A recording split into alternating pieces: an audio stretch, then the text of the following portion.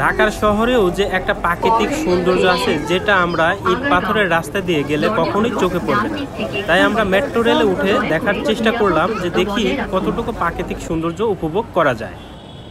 ইট পাথরের মাঝেও মাঝে মাঝে যে প্রাকৃতিক সৌন্দর্য আমাদের চোখে পড়লো, যেটা আমাদের চোখ জুড়ায় দিল। আমার উদ্দেশ্য ছিল মিরপুর 1 থেকে আমি শাহবাগ অবধি যাব মেট্রো রেলে। আমি মেট্রো রেলের টিকিট কেটে মেট্রোতে যখন উঠি তখন আমার মনে হয় যে আমি ভুল পথে যাচ্ছি, অর্থাৎ আমি বিপরীত দিকের মেট্রোতে উঠে পড়ি। তখন আমি যখন 2টা স্টেশন পার হয়ে যাই তখন আমি দেখি যে মিরপুর পল্লবী পার হয়ে বিপরীত দিকে যাচ্ছি। তখন আমি মেট্রো থেকে নেমে পড়ি, নেমে আবার ঠিক দিকের মেট্রো রেলে উঠি। সেখানে প্রায় মিনিট 6 দাঁড়ানোর পরে মেট্রোটা আসে। তারপর আমি মেট্রোতে উঠে আমার নির্দিষ্ট গন্তব্যের দিকে রওনা দিই। এখানে একটা কথা বলে রাখি, আসলেই তাড়াহুড়া করা কোনো কাজই কোনো কাজই ভালোভাবে সম্পূর্ণ করা পসিবল না। আমার প্রচুর ফোন আসতেছিল, যার কারণে আমি খুব তাড়াহুড়া করছিলাম, যার কারণে আমার সময়টাও নষ্ট হলো এবং আমাকে একটু হেনস্থাও হতে হলো। যাই হোক, পরবর্তীতে আমি আবার ঠিক মেট্রো রেলে উঠলাম এবং খুব সুন্দর সুন্দর দৃশ্য দেখতে পেলাম। মনে হলো যে আসলে এই ক্যামেরা বন্দি করা উচিত। এত সুন্দর দৃশ্য আসলে যখন আমি রাস্তা দিয়ে হেঁটে যাই বা সাধারণ বাসে যাই ঢাকা শহরে, তখন কিন্তু এই সুন্দর দৃশ্যগুলো আমার চোখে পড়ে না। সাধারণত এই বালু, ইট, পাথর, গাড়ি, মানুষের যানজট বা এই যানজটগুলোই বেশি পড়ে, কিন্তু এই যে প্রাকৃতিক গাছপালা আছে ঢাকা শহরে এগুলো কখনোই চোখে পড়ে না। যখন আমি মেট্রোতে উঠলাম তখন এর আগেও উঠছি, কিন্তু এভাবে আসলে বাইরের দিকে তাকিয়ে থাকা হয়নি। আজকে অনেকদিন পরে আজকে বাইরের দিকে অন্যমনস্কভাবে তাকিয়ে আছে, আর এই সুন্দর দৃশ্যগুলো আমার চোখে পড়তে লাগলো। কখনো বড় বড় বিল্ডিং, কখনো রাস্তা, কখনো আবার দেখা যাচ্ছে একটা গাছ দাঁড়িয়ে আছে, আবার কখনো একগুচ্ছ গাছ দাঁড়িয়ে আছে, সুন্দর একটা মাঠ।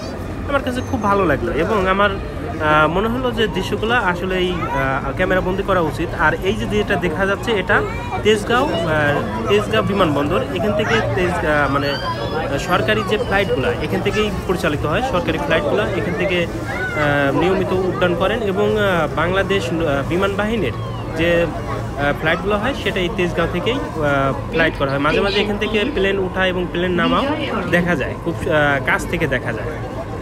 যাই হোক, আজকে আমার ভাগ্য হয়তো ভালো ছিল না, যার কারণে আমি কোনো ধরনের প্লেন দেখতে পেলাম না, কিন্তু সুন্দর দৃশ্যগুলো দেখতে পেলাম, গাছ প্লাস বিল্ডিং প্লাস রাস্তা, গাড়ি।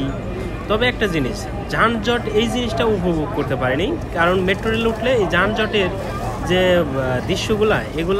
দৃশ্যগুলা দেখা যায়, কিন্তু যানজটে যে দাঁড়িয়ে থাকতে হবে এই জিনিসটা হয় না। মেট্রো রেল ঢাকা শহরের জন্য একটা আশীর্বাদই আমার মনে হয়, কারণ যেখানে উত্তরা থেকে যদি মতিঝিল এখন যাওয়া যায় মেট্রো রেল ব্যতীত, তাহলে 4 থেকে 5 ঘন্টা লেগে যায়, কিন্তু মেট্রো রেলে উঠলে মাত্র 45 মিনিটেই চলে যাওয়া যায়। এটা শুক্র নেই, শনি নেই, সব সময় যাওয়ার একটা সুন্দর, এক কথা বলতে গেলে খুব উপভোগ করে যাওয়া যায় আর কি।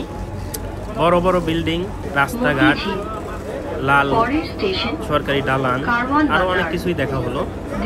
অবশেষে আমার মনে হয় আমি আমার নির্দিষ্ট গন্তব্যে পৌঁছে গেছি।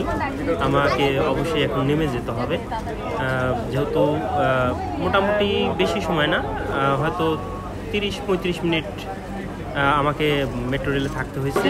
এদিক ওদিকে আমি আমার স্টেশনে নেমে এলাম এবং মেট্রো রেল স্থির দাঁড়িয়েছিল। তারপর মেট্রো রেল আবার তার মতিঝিলের উদ্দেশ্যে ট্রেন আমাকে রেখে চলে গেল। ঠিক এভাবেই সব কিছুরই একটা সময় গিয়ে শেষ হয়ে যাবে, পরিসমাপ্তি হবে, কিন্তু আমাদের ভালো কাজের কোনো পরিসমাপ্তি হবে না। আমরা যে কোনো ভালো কাজ যদি করি, কল্যাণের জন্য যদি করি, তাহলে এটা আমরা মৃত্যুর পরেও আমাদের এই কল্যাণমূলক কাজগুলো আমাদের অবশ্যই কাজে লাগবে।